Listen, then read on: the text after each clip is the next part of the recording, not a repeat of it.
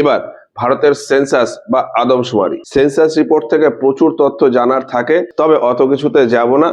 Exam related normally যেগুলো important, যেগুলো normally এক্সামে আসে সেইগুলোই বলি। লাস্ট ভারতের সেন্সাস হয়েছে 2011 সালে। ভারতে প্রথমবার সেন্সাস শুরু হয়েছিল 1872 খ্রিস্টাব্দ থেকে। সেই সময় ভারতের ভাইসরয় ছিল মায়ো। তবে 1872 খ্রিস্টাব্দের ওই সেন্সাস খুব একটা সাকসেসফুল হয়নি। ফলে পরে 1881 খ্রিস্টাব্দে গিয়ে প্রথমবার সিস্টেমেটিক উপায়ে সেন্সাস হয়েছিল রিপনের সময়। এখন 1872 খ্রিস্টাব্দে যদি প্রথম সেন্সাস ধরি, সেই হিসাবে 2011 সালের সেন্সাস 15তম সেন্সাস। আর যদি 1881 খ্রিস্টাব্দের সেন্সাসকে প্রথম সেন্সাস ধরি, সেক্ষেত্রে 2011 সালের সেন্সাস হলো 14তম সেন্সাস। তো যাই হোক না কেন, লাস্ট ভারতের সেন্সাস হয়েছিল 2011 সালে। এই 2011 সেন্সাস অনুযায়ী বিভিন্ন রিপোর্ট আছে। যেমন ভারতের সব থেকে বেশি জনসংখ্যা উত্তরপ্রদেশে। জনসংখ্যার দিক থেকে পরপর 4টে স্টেটের কথা আমি বলি: উত্তরপ্রদেশ, মহারাষ্ট্র, বিহার, পশ্চিমবঙ্গ। জনসংখ্যার দিক থেকে 1 নম্বরে উত্তরপ্রদেশ, 2 নম্বরে মহারাষ্ট্র, 3 নম্বরে বিহার, 4 নম্বরে পশ্চিমবঙ্গ। আর যদি বলে সব থেকে কম জনসংখ্যা, সেক্ষেত্রে সবার লাস্টে রয়েছে সিকিম। ভারতের সব থেকে কম জনসংখ্যা হলো সিকিমের, তারপর মিজোরাম, আর তারপর অরুণাচল প্রদেশ। এবার এটা তো রাজ্যের ক্ষেত্রে হলো। যদি বলি কেন্দ্রশাসিত অঞ্চল, কেন্দ্রশাসিত অঞ্চলের ভেতর সব থেকে বেশি জনসংখ্যা হলো দিল্লিতে। কেন্দ্রশাসিত অঞ্চলের ভেতর সব থেকে বেশি জনসংখ্যা দিল্লি, তারপর পন্ডিচেরি, তারপর হলো চণ্ডীগড়। দিল্লি, পন্ডিচেরি, চণ্ডীগড়। আর সব থেকে কম জনসংখ্যা কেন্দ্রশাসিত অঞ্চলের ভেতর লাক্ষাদ্বীপে। সব থেকে কম জনসংখ্যা কেন্দ্রশাসিত অঞ্চলে লাক্ষাদ্বীপে। তাহলে জনসংখ্যার ব্যাপারটা তো বললাম যে উত্তরপ্রদেশ, মহারাষ্ট্র, বিহার, পশ্চিমবঙ্গ। তবে জনঘনত্বের দিক থেকে 1 নম্বরে রয়েছে বিহার। জনঘনত্বে 1 নম্বরে হলো বিহার, আর 2 নম্বরে হলো পশ্চিমবঙ্গ, 3 নম্বরে হলো কেরালা। জনঘনত্ব সব থেকে বেশি বিহারে। বিহারে গড়ে 1 স্কোয়ার কিলোমিটারে 1102 জন লোক বসবাস করে। ওয়েস্ট বেঙ্গলে এই সংখ্যাটা 1029। আর জনঘনত্ব সবচেয়ে কম হলো অরুণাচল প্রদেশে। জনঘনত্ব সবচেয়ে কম অরুণাচল প্রদেশে। এরপরে বলি সেক্স রেশিও, অর্থাৎ প্রতি 1000 জন পুরুষে কতজন মহিলা কোন স্টেটে কেমন রয়েছে।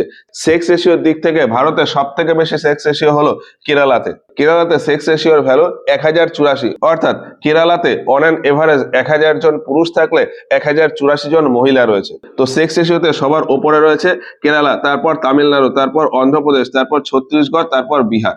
ভারতে সেক্স রেশিওতে সবার ওপরে কেরালা, তারপর তামিলনাড়ু, অন্ধ্রপ্রদেশ, ছত্তিশগড়, বিহার। ভারতের on an average sex ratio হলো 943, অর্থাৎ ভারতে অন অ্যান এভারেজ 1000 জন পুরুষ থাকলে 943 জন মহিলা রয়েছে। আর ভারতের সব থেকে কম সেক্স রেশিও হলো হরিয়ানাতে 879। ভারতের সবচেয়ে কম সেক্স রেশিও হরিয়ানাতে 879। এরপর বলি জনসংখ্যা বৃদ্ধির হার, অর্থাৎ প্রত্যেক বছর কোনো একটা স্টেটের জনসংখ্যা কেমন ভাবে বৃদ্ধি পায়। সেই হিসাবে সবার ওপরে রয়েছে মেঘালয়। মেঘালয়ের জনসংখ্যা প্রত্যেক বছর প্রায় 27% করে বৃদ্ধি পায় গড়ে। জনসংখ্যা বৃদ্ধির হারে 1 নম্বরে রয়েছে মেঘালয়, 2 নম্বরে অরুণাচল প্রদেশ, আর 3 নম্বরে বিহার। জনসংখ্যা বৃদ্ধির হার সবচেয়ে বেশি মেঘালয়, তারপর অরুণাচল প্রদেশ, তারপর বিহার। আর জনসংখ্যা বৃদ্ধির হার সবচেয়ে কম হলো নাগাল্যান্ডে। জনসংখ্যা বৃদ্ধির হার সবচেয়ে কম নাগাল্যান্ডে, তারপর হলো কেরালা, আর তারপর হলো গোয়া।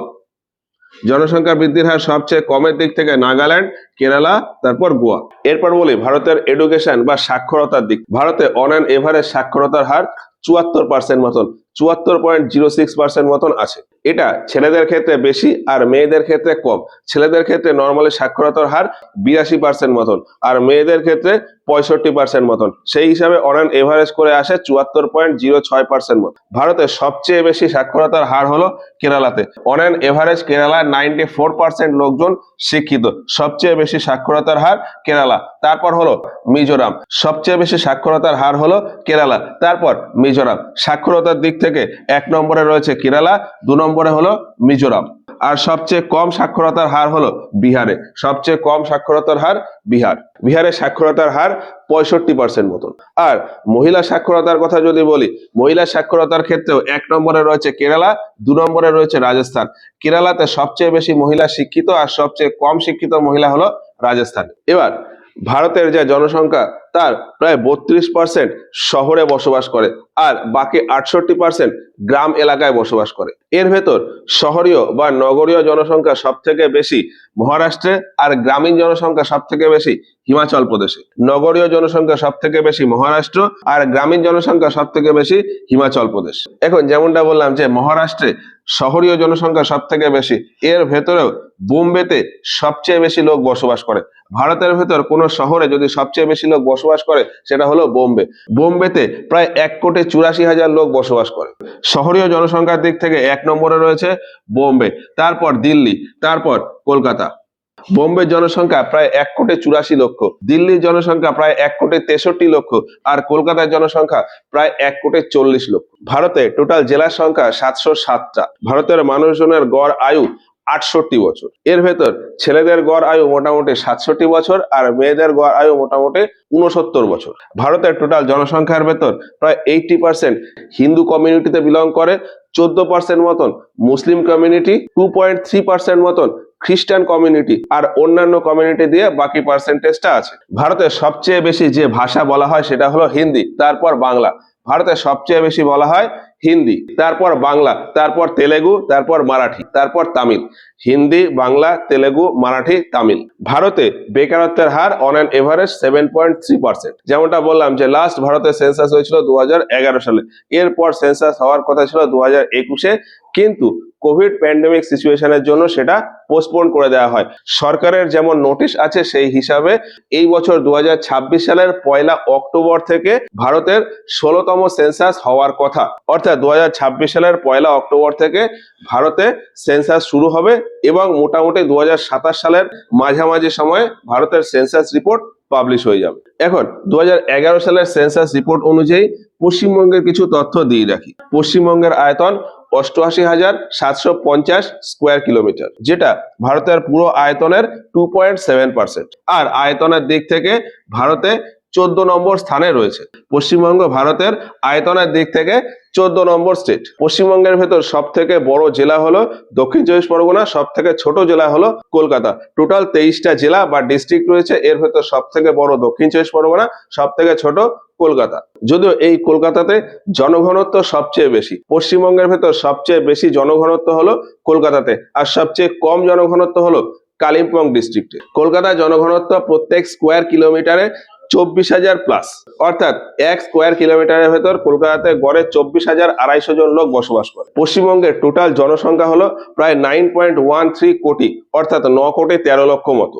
আর অন অ্যান এভারেজ পশ্চিমবঙ্গের জনঘনত্ব প্রত্যেক স্কোয়ার কিলোমিটারে 1029 জন। পশ্চিমবঙ্গের সেক্স রেশিও 940।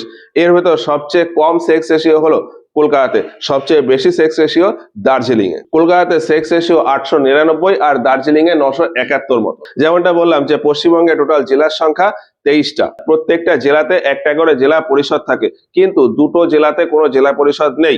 ফলে পশ্চিমবঙ্গে টোটাল জেলা পরিষদের সংখ্যা হলো 21টা। পশ্চিমবঙ্গে টোটাল মহকুমার সংখ্যা 68, ব্লকের সংখ্যা 342।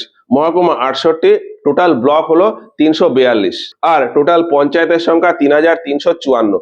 পশ্চিমবঙ্গে টোটাল পঞ্চায়েতের সংখ্যা 3,354। পশ্চিমবঙ্গ থেকে লোকসভা আর রাজ্যসভাতে সিটের পরিমাণ 42 আর 16। লোকসভাতে 42টা সিট, রাজ্যসভাতে 16টা সিট, আর পশ্চিমবঙ্গ বিধানসভায় টোটাল সিটের সংখ্যা হলো 294। পশ্চিমবঙ্গের সাক্ষরতার হার 77% মতন। পুরুষদের সাক্ষরতার হার 82.67% মতন, আর মহিলা সাক্ষরতার হার 71.16%। এবার পশ্চিমবঙ্গে ওই যে 23টা জেলা আছে, এই 23টা জেলার ভেতর সবচেয়ে বেশি সাক্ষরতার হার হলো পূর্ব মেদিনীপুরে। সবচেয়ে বেশি সাক্ষরতার হার পূর্ব মেদিনীপুর, তারপর কলকাতা, তারপর উত্তর চব্বিশ পরগনা। আর সবচেয়ে কম সাক্ষরতার হার হলো উত্তর দিনাজপুরে। সবচেয়ে কম সাক্ষরতা উত্তর দিনাজপুর। এখন পশ্চিমবঙ্গে সবচেয়ে বেশি সাক্ষরতার হার পূর্ব মেদিনীপুর হলেও সংখ্যায় সবচেয়ে বেশি শিক্ষিত মানুষ বসবাস করে উত্তর চব্বিশ পরগনায়। তো যাই হোক, এই হচ্ছে সেন্সাস নিয়ে বিভিন্ন তথ্য। এছাড়াও আরো প্রচুর তথ্য আছে, সেগুলোতে আমি আর গেলাম না।